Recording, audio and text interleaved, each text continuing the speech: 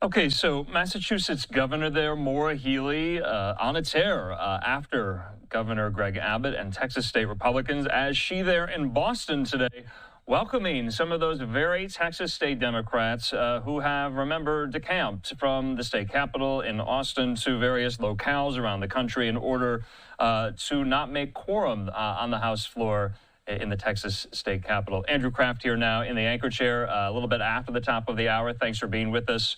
You were just with my colleague, Andy Mack, for the last few hours. You'll be with me for the next few hours as we get into so many of these top headlines with a follow-up, kind of day two, on all the political turmoil going down there in the Lone Star State. Remember, the locus of this now isn't necessarily so much in Austin. It's now in Chicago, in Illinois. That's where the majority of these Texas state Democrats have fled to as they are rejecting the quorum call there in Austin. So Texas Republicans cannot get their special legislative session through.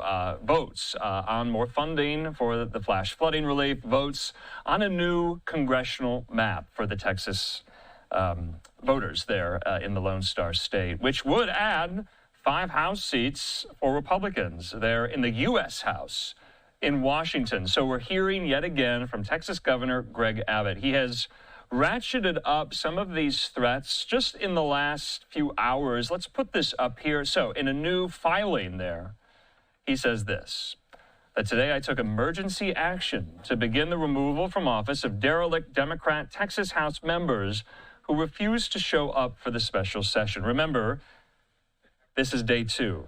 Democrats there in Texas, again, delaying their state's House of Representatives from moving forward with a redrawn congressional map sought by Trump to shore up Republicans' prospects in the midterms next year. So this was the second consecutive day absent Democrats forced a quick adjournment by denying the GOP majority the required attendance to take votes there. So Abbott taking this a step further, saying he has now filed suit to remove some of these prominent Texas state Democrats from their elected House seats.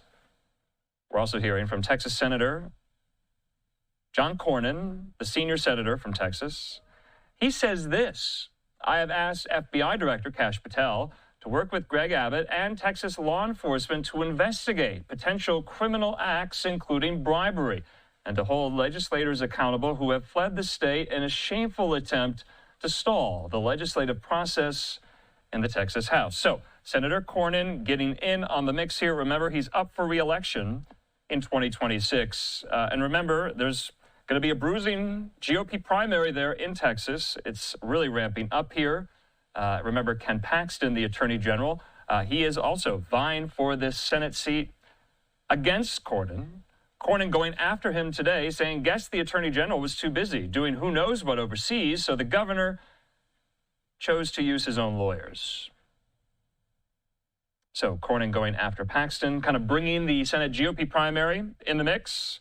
Also, former President Barack Obama also weighing in on this major political headline, saying, we can't lose focus on what matters right now.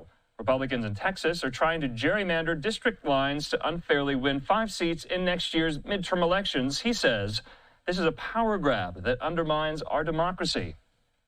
So a lot happening there in Austin. Live look over the Austin skyline here. It's a story we're going to stay on top of. We're bringing in so many reporters who are covering it throughout the course of the evening, so stay tuned for that. We have so many more top headlines to get to, but first, our first quick commercial